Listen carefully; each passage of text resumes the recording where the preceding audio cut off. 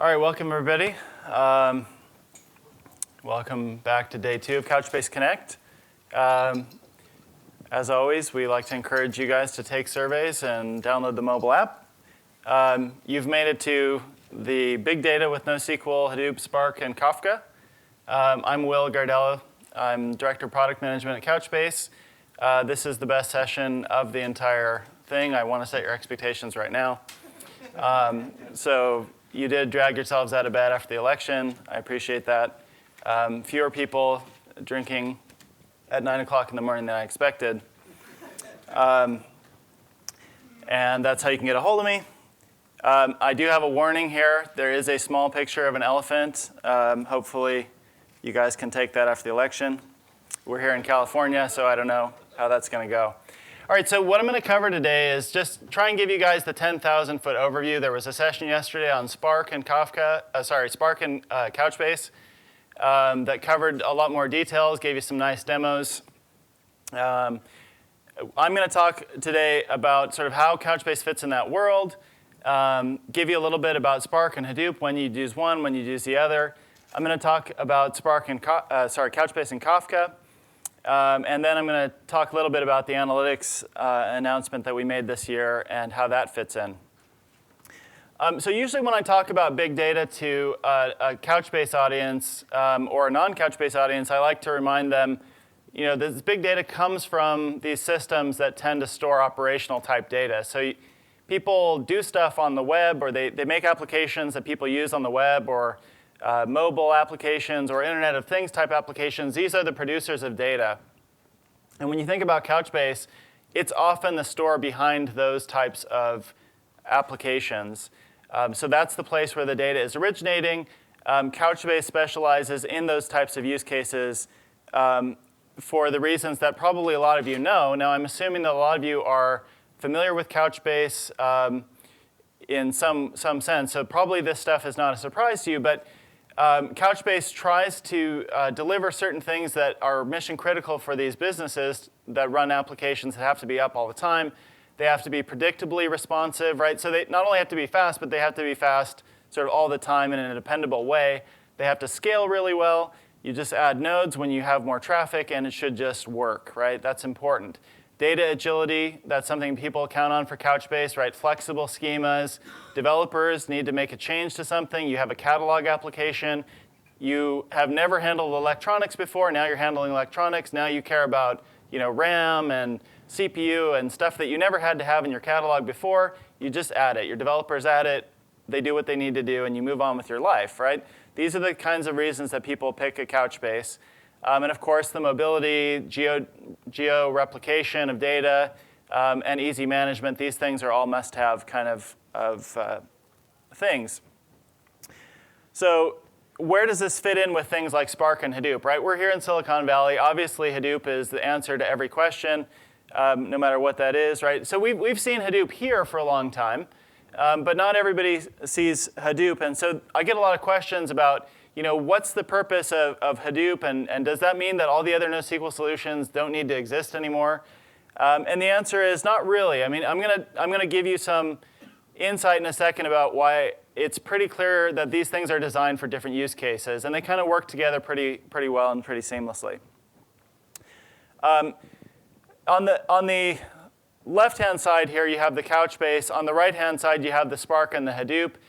Spark and Hadoop are far more similar, and this is all a little bit more complicated. I'm not going to explain to you what these things are exactly. I'm just going to sort of go through. How many people have used Spark in this audience? Okay, fairly good. Silicon Valley, I don't know. Maybe some of you don't want to admit it. But Hadoop and Spark, they're very, very similar technologies. They're both sort of in the analytics domain, analytics and machine learning type of domain.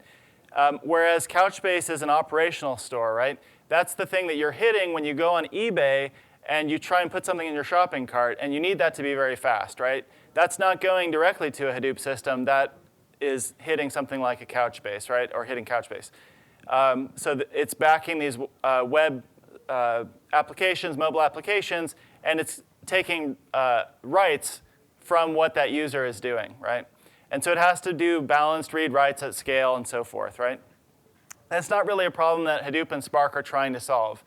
They are trying to solve other problems, which are more like, how do you crunch data at a massive scale? How do you do it at a very economical price point? And so forth. So that's kind of a different thing. And of course, machine learning is its own area. You need lots of compute. You need lots of data to get good results there. And so that's specialized for those systems. The processing mode is important, too. Couchbase is definitely an online system. Your piece of data, if I go on eBay and I put something in my shopping cart, that thing is live on that system. There's no loading of it or anything, right? It's just going straight to the memory, hitting that shopping cart, making its update. If you look at a Spark or a Hadoop system, those things are not they're not an online system, right? They usually start out with some sort of a job management that loads that data. It can stay loaded, but it's not a long life cycle, stay loaded forever type of situation, right? It's generally you have a job, your job runs, it does something, it writes the data out, you access it later. And it can be quite fast, but it's not as fast, right? And often there's some job management overhead, so you don't have that. You have whereas Couchbase performance is very predictable.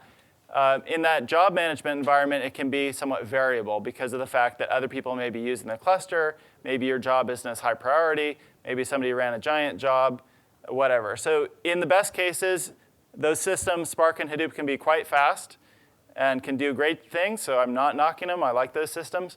I'm just saying there's a difference there for the use cases, what you want to optimize for. And all the systems have some ad hoc query capability. What you have in the Spark and Hadoop side that you don't really have on the Couchbase side is the ability to do these giant batch jobs, right? If you need to crunch, over, let's say, giant amounts of records, trillions of records, or something like that, it's going to take quite a bit of time to churn through that. You can do that easily, and it will complete and be very easy to get those results from a Hadoop or a Spark-based approach. And so that's something that they have optimized for, and it works great. We talk about low latency in these different worlds. For us, low latency is the sub-millisecond operations at scale. In the Spark and Hadoop world, low latency is usually like in the seconds range. So it's a different set of expectations, right? And in practice, it can be quite a bit more. I've talked to a lot of people who run these shared services for big companies, and they'll say, usually it's actually more like 30 seconds to do a job. And it's OK, because usually people are doing big stuff here. So it's a big query, but there's usually some initialization time to get the job started. So that's where you're going to see the difference. And then, of course, who is the user who's interacting with the system directly? In the Couchbase world, it's the end users directly coming in, shopping on your site, browsing for stuff, taking actions. In the Spark and Hadoop world, it's generally the analysts who are doing something with those systems. They may then pipe that to some other system like a Couchbase for people to hit it directly. But you're not generally having lots and lots of users hit your Spark system or hit your Hadoop system directly, right? It's usually the analysts do that work, and then they make the results of the analysis or the results of the machine learning available elsewhere. You probably have heard this before if you've heard about Spark. One of the reasons Spark is so popular is it's a very memory-centric system that makes it fast. It has the ability to spill the disk if it needs to in its processing, but it doesn't have to. And so it can do lots of iterations very quickly. Couchbase is definitely a memory-centric system. Most of the time, people want this stuff to be in memory when it's in Couchbase so that it's very fast and very predictable. You can run other scenarios, but mostly people try to keep the data in memory, and that works the best. And then when you say big data, there's a difference between what we mean in Couchbase land with big data and what a Spark or Hadoop means, right? For a large operational application like we're talking about is large if it's in the tens of terabytes, right? Petabytes is really when you have lots of history. It takes a lot of data to give you petabytes of data, and that's definitely Spark and Hadoop are capable of going up in that range, and we don't generally see that. So let me go into a little bit of try and put a little more clarity on this. I'm going to talk about Spark now in this sense because Spark has kind of taken over a lot of the things that people used to do in Hadoop. Not everything by any means, but you can just sort of think about it broadly as Couchbase does a great job on the operational side to make this data fast and available at scale. And the Spark side does the great job of the advanced analytics and machine learning to do complicated things using the data that you've gathered in your business to do very smart things. So, for example, take a catalog application. That catalog might be live in Couchbase. That's a very common use case for us. Big retailers have a catalog online. Great fit for NoSQL. But they may take all of their shopping data, all the shopping history, past versions of the catalog, everything, and they may have that running on HDFS somewhere. They may use Spark to analyze that, make good recommendations, so that when a customer comes in, puts something in their cart, they have some model there that can say what other things that customer should see, right? So you're all familiar with these types of use cases. In a case with like a customer 360 or an IoT case, you might be doing some sort of next generation data warehousing type scenario on the back end, where you're then sort of taking everything you know about the customer, even maybe also everything you know about the devices that a customer might be running, making some analysis of that, maybe some massive aggregations, doing some predictions and so forth, and then putting the results of that into a Couchbase so that when I come in to look at the customers that I care about, if it's a customer 360 type thing, then I see exactly what I should be seeing there right away without further giant analytic processing, right? So it makes the results of these complex things available for me faster. And there are other examples there. So I kind of think about Spark as breaking down into two giant buckets of use cases. So one is for Couchbase plus Spark, one thing that people want to do is operationalizing the results of these big analytics models or big machine learning models, so that the data scientists or the analytics team, the analysis team, can use the tools, the Spark machine learning framework, to then build machine learning models over all their available data. It could be from the data warehouse, could be coming from Hadoop or wherever you store it. Spark is a great place to do that analysis. And then you can publish it to Couchbase. People can interact with it.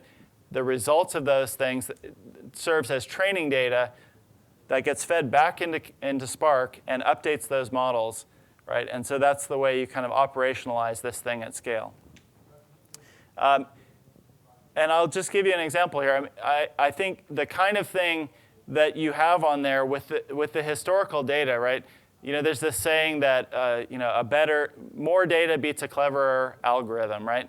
So this is exactly that type of case where you want to just store everything you can get your hands on in there, use that for your analysis, and that's going to give you the best recommendations and the best customer experience. But you don't want to try to do that in your Couchbase system, right? That's not what Couchbase is for. Couchbase is for the other part that I was talking about, making sure the customer has a good experience when they come on your site, that everything loads fast, that your development team can do whatever they need to do to get the best application out to those customers, and be easy to operate.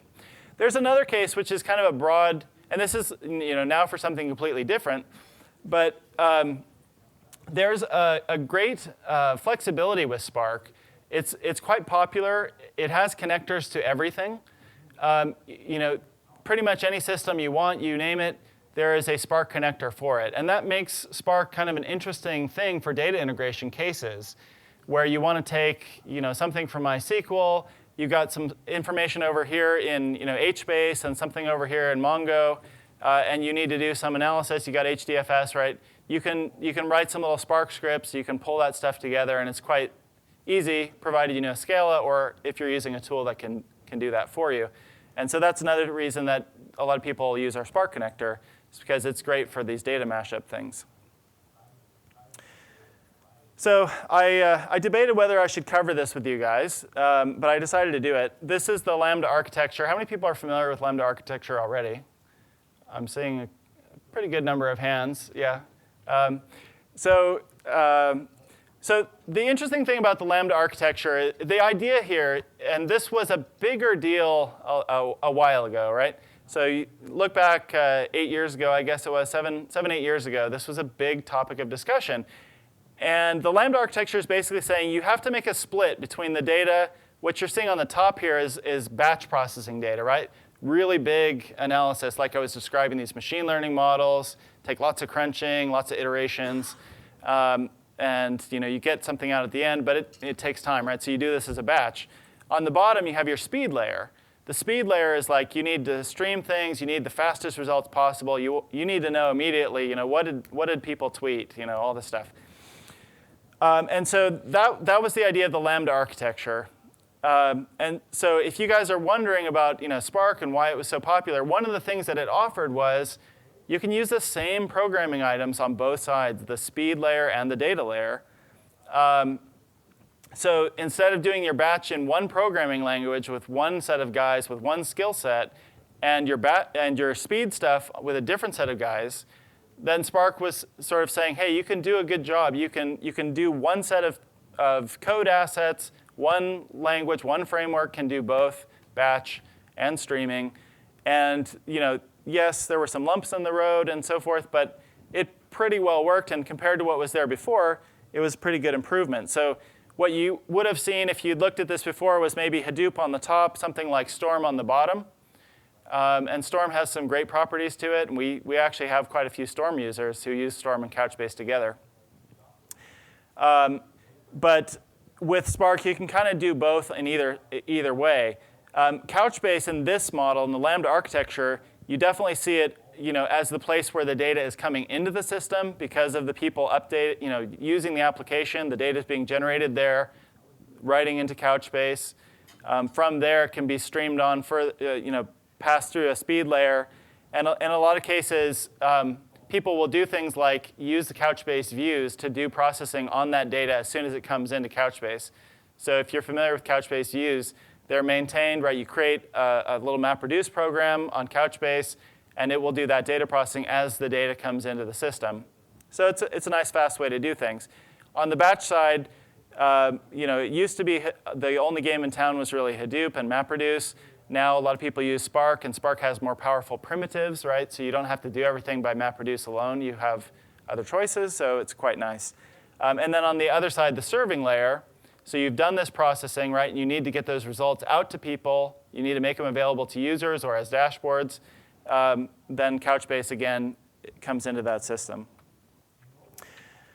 So I'm going to return to Lambda architecture in a little bit because some things have changed, and I want to talk about that at the right time. But I wanted to tell you guys about DCP a little bit. How many people know DCP after being at the conference for a couple of days? Yeah, OK. People who work at Couchbase, you don't need to raise your hands. I know you guys. So DCP, it's one of our secret ingredients in the Couchbase stack. It's database change protocol. Every time you change anything, every time you mutate a document, you update something, that gets streamed memory to memory behind the scenes in Couchbase. That's what DCP does. It's the synchronization protocol between nodes. It's very efficient. By having a very efficient synchronization protocol like we do, it means the nodes are more in sync with each other, right? So things replicate faster. You have no disk I/O within the window for replication, right? So it's a great thing. Sometimes it can overwhelm other systems, but we use this thing for all sorts of stuff. So we use it for XDCR, which is cross data center replication. We use it to maintain indexes, like for full text search, for global secondary indexing, and other things. And we use this in our big data connectors now. Increasingly, more and more, we're using DCP directly through these connectors, like the Spark connector, the Kafka connector, and so forth. OK, I just wanted to tell you what that is. We had a session yesterday on Spark connector 2.0. But I wanted to mention what's new in there. So Couchbase offers a connector to Spark. It's quite nice. There's a sample directory on Couchbase Lab. The scripts are quite simple. Anything that we provide through the Spark connector, there's a little sample script. You can just run it in Scala. It's quite nice. What's new in the Spark 2.0 connector? So first of all, it's the Couchbase Spark connector 2.0 supports Spark 2.0. Spark 2.0 introduced structured streaming. So for a lot of people, that was a big deal in terms of getting to that more unified architecture, the Lambda architecture I was just talking about, where you want to be able to do the same stuff in your batch mode that you do on a stream of live data. And so for a lot of people, that's a big deal. And there's an example from yesterday of the structured streaming. We also, for the first time, released some notebooks that you can use as samples if you're using Databricks in the cloud. So Databricks is the commercial entity behind Spark primarily. And they have a cloud offering. We just released some notebooks that you can use as a quick sample, how to connect that up with your Couchbase and how to get some work done. This Spark 2.0 connector is good in some other ways. It has improved DCP handling. It's more memory efficient. It doesn't do as much memory allocation, therefore produces less garbage. But also, it tolerates a lot more Couchbase cluster topology changes. So let me pause that. I mean, that's a big mouthful. But basically what I'm saying is, in Couchbase world, you're supposed to just be able to put a node into the Couchbase cluster if you need more capacity, and then you hit rebalance, and it moves. Couchbase automatically moves your data around. You don't have to rewrite your applications. You don't have to do other crazy stuff, right? That's something that we are increasingly building out to our connectors, so that if you have a long-running Spark job, remember that bottom stream with streaming data, right? You have long-running Spark jobs, and you want those to be able to handle topology changes on your Couchbase side. You don't want to have to do anything. That's what this new connector is giving you, is much better support for that. There's still a couple of cases that we don't handle related to rollbacks. We don't handle automatically, but that's something that we're working on.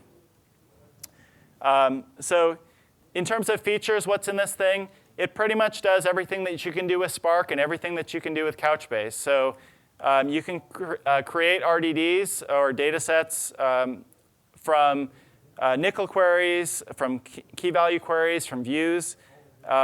You can create D-streams. You can persist D-streams from DCP feeds. You can persist RDDs and D-streams to Couchbase. And there's support for all this good stuff. Spark SQL data sets, whatever, you name it. So I'm going to move on to Kafka real quick. I know it's a lightning tour, but I have a lot of good stuff to cover. So Kafka. I always like to start out with what Kafka solves for you. So this is a interesting thing. It's changing gears completely. Kafka is solving. It started out in the world where you have all these sources of data inside of an enterprise, right? It actually started at LinkedIn. They had all these applications that were producing data, and they have all these people who need to use that data in their applications, like I was talking about before, right? You got people who are using it for analytics purposes.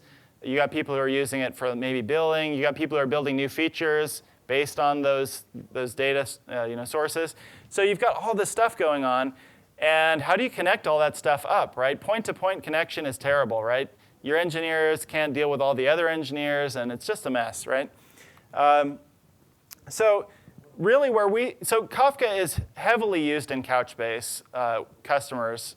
We have so many people who use Kafka, and the reason is that a lot of the people who need what Couchbase provides, they have these sort of scenarios where it's like you've got so many people who are writing applications, you've got so many customers, you got so many people who need to use that data, and you don't want to have that point-to-point connection. You just want to be able to sort of take this left-hand side where you have all these different applications spinning out data, and how do you corral it?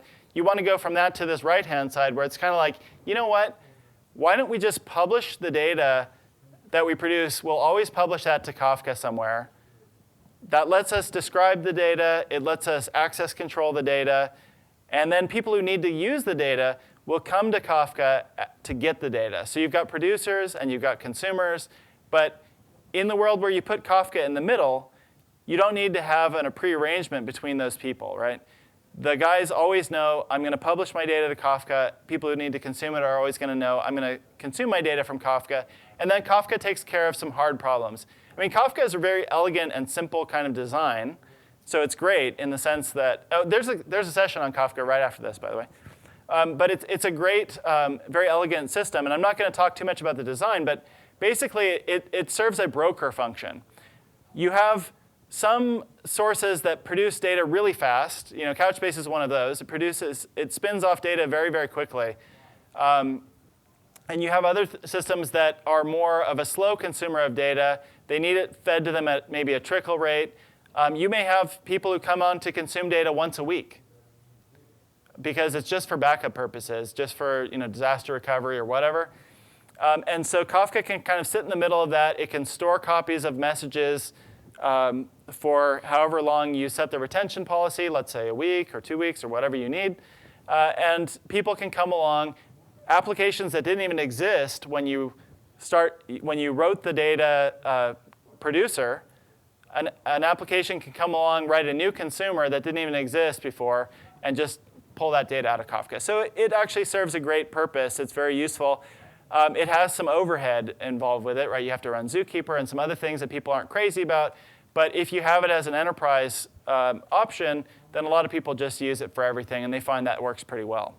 And so from the Couchbase side, for us, it's really important that we do a good job of hooking in there because we are both a producer and a consumer in that world. People want to write data that comes out of Couchbase, other places downstream, to use it. So in this model, Couchbase can be a producer in the Kafka sense because the changes that are going on in Couchbase, you want to track. Will Gardella came in and looked at cameras on eBay. Okay, great, got it.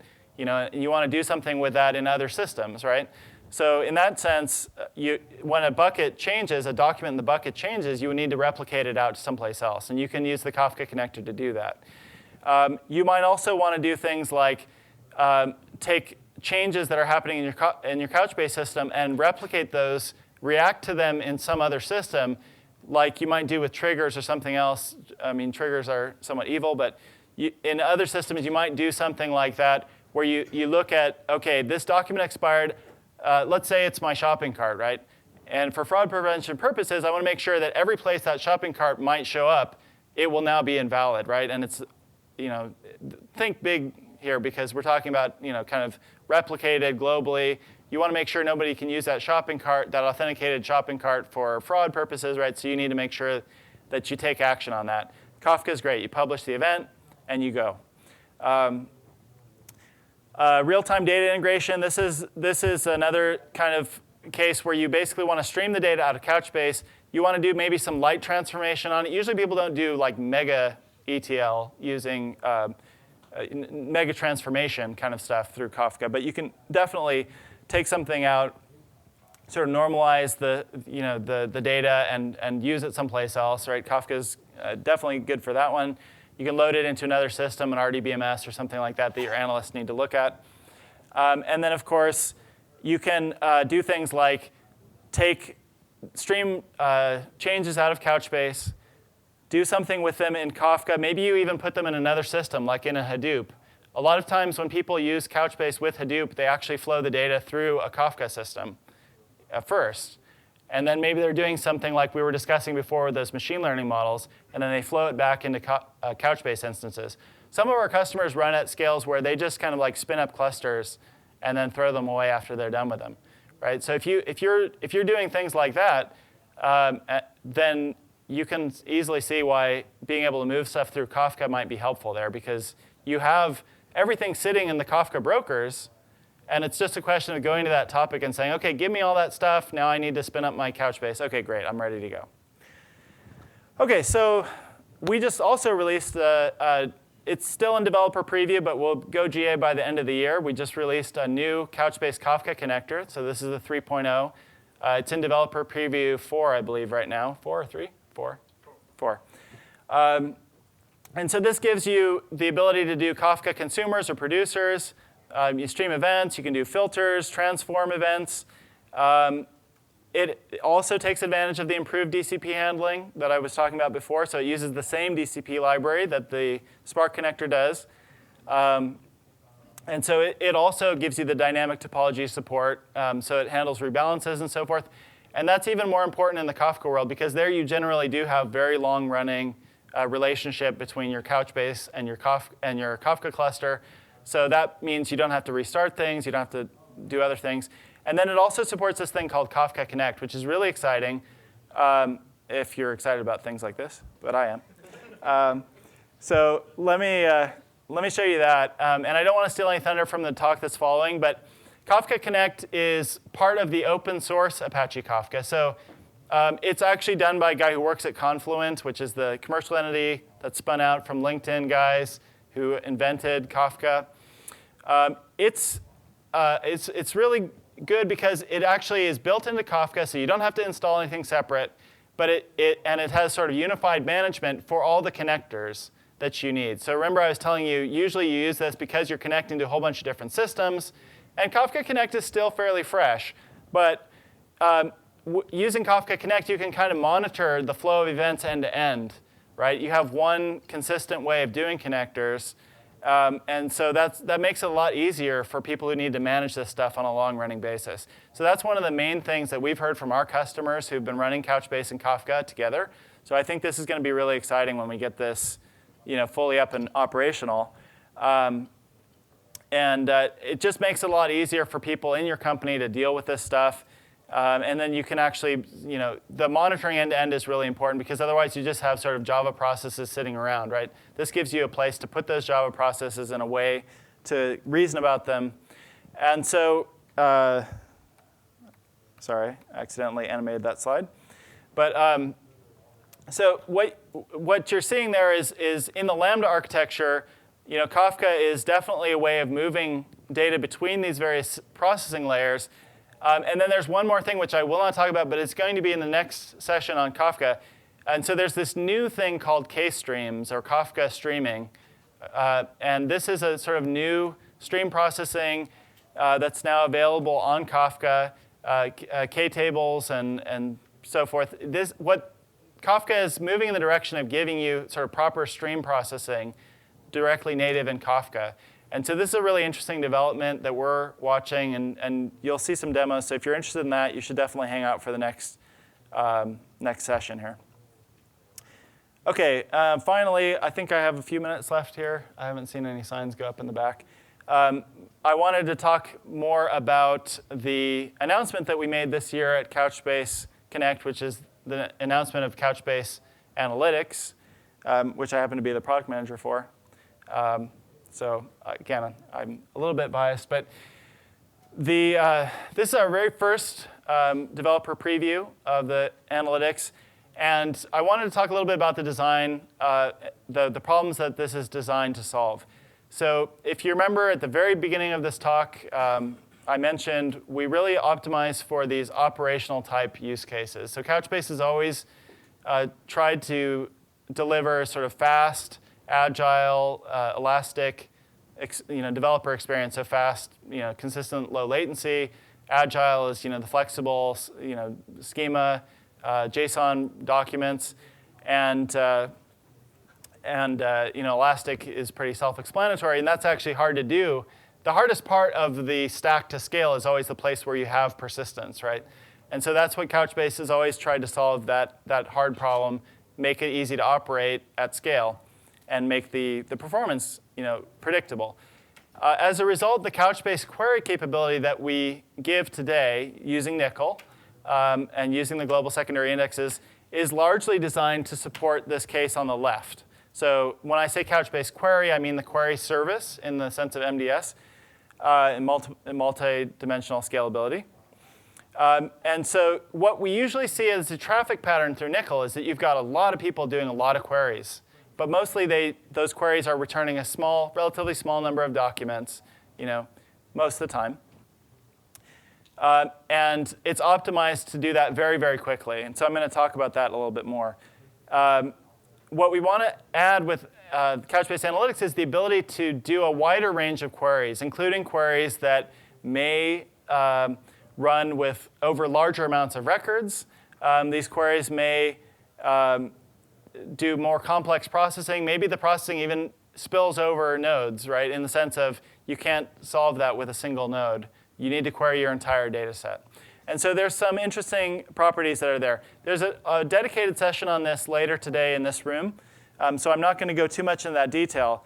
But I just wanted to talk a little bit about what we're trying to achieve with that. So we're fitting into sort of a space that's between the Hadoops and the Sparks on the one side and the Couchbases on the other. We're really trying to handle ad hoc queries, so these queries may not be supported by an index, but you need the ability to ask whatever kinds of questions you might have. Workload isolation is super important because most of the use cases that Couchbase is in today, people need that low latency because it costs them money if things slow down. And so they would be conservative about what queries they might run against their Couchbase server or servers. You need to be able to scale it independently. So if you have a lot of query workload, you need to be able to build that capability up. You need to have the same, one of the basic principles is the common programming model and data model that's used in Couchbase. So maintain that same flexible JSON data model. Has to be managed the same as the rest of Couchbase.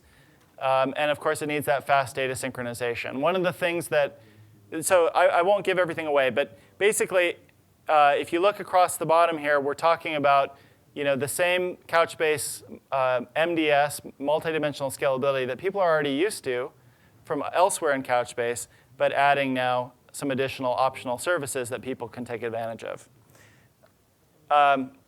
So this is my last slide. I just wanted to give you guys a way to kind of conceptualize where we think this fits in the grand scheme of things.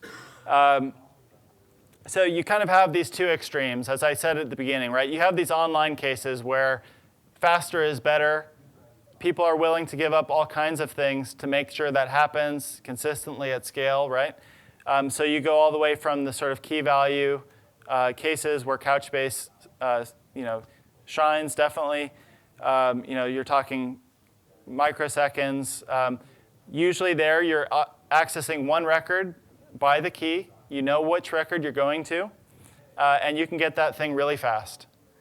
Then you move over into the Couchbase query. It can handle analytics type queries. It can handle operational queries. Certainly, it's a little bit slower than by nature, query means you don't have the key in your back pocket, right? The definition of query is you have to search for it by something.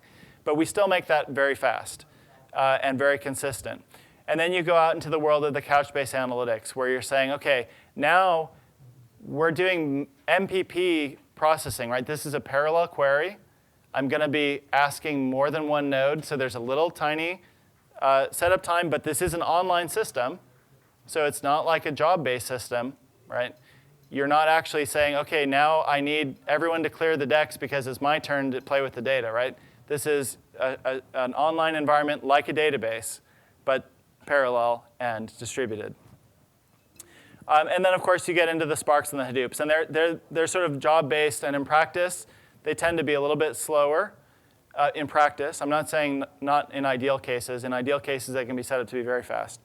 But in practice, and those things scale up to bananas levels, right? You can do massive processing there. And so there's going to be a place where that's still absolutely necessary. Of course, for machine learning cases and so forth, that's not something that we at Couchbase are thinking we should take on, right? That's definitely something people are going to still be doing in the Spark world or with other frameworks like TensorFlow and so forth. So we think that's a place where we need to work together. Now, I seem to have come like right on time miraculously, with questions. So I'm sure that some people have questions for what I've raised here so far. So why don't you go? Yeah, for the data model and how you query the data on the Couchbase Analytics. Yeah. I'm assuming it's different from the data model perspective of how you set up your data for the Couchbase Analytics. And yeah. As far as querying it, are we still using Nickel, or is it some other query language also? That's a good question. So I'm going to, OK, so I'll repeat the question for the recording. So the question was basically, is the data model the same or different? And how about the query language? Is the query language same or different? This, of course, is going to be covered way better by Till in his talk later on. So the answer to that is the data model is the same. So for us, it's a article of must have that you have to be able to query on flexible schema JSON data. So we use a slightly different query language, slightly different, and it's not going to stay different forever. It's what we have now. We're working to merge those two query languages, Nickel plus this other one. The other one we have is called SQL++. There's a talk on SQL++ later today by the guy who invented it. That's sort of the mastermind, Giannis. And I won't try and pronounce his last name because he's got a long last name. But so you can find out more about that. There's an overarching principle here where a bunch of database researchers, basically, database professors, and industry veterans kind of got together and said, we can see that SQL's got a lot to offer, but if we just changed a few things, it could handle the NoSQL cases, and then we wouldn't have a different NoSQL for every NoSQL database. There are only a limited number of ways that the different system capabilities can be represented in SQL. So the guys got together and tried to write a unified open specification that said, hey, if you just do this, then we'll have a consistent language. And that's what SQL++ is. So we use an implementation of that in Couchbase Analytics. It's a little bit different from Nickel, but it's very, very similar. So there are only a couple little things you have to learn. And it's actually, if you guys are really interested in it, it's already documented up online on our site. So the developer preview is out. You guys can go check that out. But I would definitely recommend you go to Till's talk later on because it's going to go into that and Giannis's talk. So I hope that answers it. One other thing I would add to that is that we know schemas can sometimes be a good thing. So especially when you get to these analytics cases. And so the system is capable of doing optional schemas. And that's going to be something that we'll talk more about probably later down the road when we do more developer previews. We're not showing that off yet, but we'll get there. Yeah.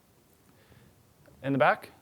Sure. If you had to transfer data from a Couchbase data store that's in geography A to a non-Couchbase data store in geography B, would you use cross-data or cross-data center connection with a corresponding Couchbase installation at the geography B, or would you use Kafka somewhere in the cloud to port that data? That's a good question. So the question was, if I needed to get data from Couchbase in geography A to another system in geography B, would I use XDCR from Couchbase to Couchbase and then feed it from Couchbase into the other system, or would I throw it from Couchbase in region A to Kafka in region A and then transport it? I assume something like that. Yeah. The answer to that is it depends. So I am a big Kafka fan. I think one thing is if you aren't using Kafka elsewhere in your enterprise, I would be hesitant to recommend somebody do it because there is a learning curve with it. It's kind of an investment, and it's kind of you get your best out of Kafka when you're using it for more than one thing, or you're already giant, right? If you're already giant, then you know all bets are off. But I would probably recommend the easiest thing is doing the Couchbase to Couchbase and then pulling it out from the Couchbase. There are some advantages to doing it that way. First of all, XDCR is pretty easy to set up from Couchbase to Couchbase, so that's kind of handy. And the sizing calculation and so forth is fairly well understood. So I think I would probably think about it from the perspective of, am I already using Couchbase and Kafka together? Or would I have to be going on a new adventure to do that? But certainly, both are valid options. Yeah. Other questions? Anyone? Yes, there's one in the back. Do you have any customers that have migrated from Kinesis streams to Kafka and had any experience? So the question is, customers who've migrated from Kinesis streams to Kafka. I don't know of any. So Kinesis is the Amazon kind of, I want to say knockoff. I guess that's not very polite. But it's kind of like the Amazon-inspired version of Kafka. And I'm not sure how much uptake it really has. But I'm sure if you're using Amazon for everything, it's going to be more attractive. And then, and I know there are a substantial number of people who use Kafka on Amazon, even though they have the option of Kinesis. So I don't really know, if there's anything wrong with Kinesis or something, but I know that there are people who use Kafka anyway in the cloud. So I'm sure there must be some people who do. We don't have a connector for Kinesis. It hasn't really come up for us. I don't know why. Question? So on the Confluent side, for the Kafka connector, I see a Couchbase connector for Couchbase as a sink. Sorry, as a source, not as a sink. Is there work going around for getting a Kafka connector for doing Couchbase as a sink? Yeah, so as a, yeah, you should be able to see there's a little sample up on the Couchbase Labs site that shows you both the source and the sink. The one thing about Couchbase as a sink for anything is that a lot of times people don't even really care, sadly, because Couchbase can take a lot of writes. So a lot of times what people will do is they'll just grab the SDK of their choice.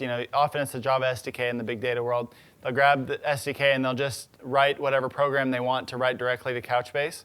So that often happens. But there should be a sample on the Couchbase Lab site that shows how to sync data to how to use Couchbase as a sink from Kafka. Other questions? There must be one more.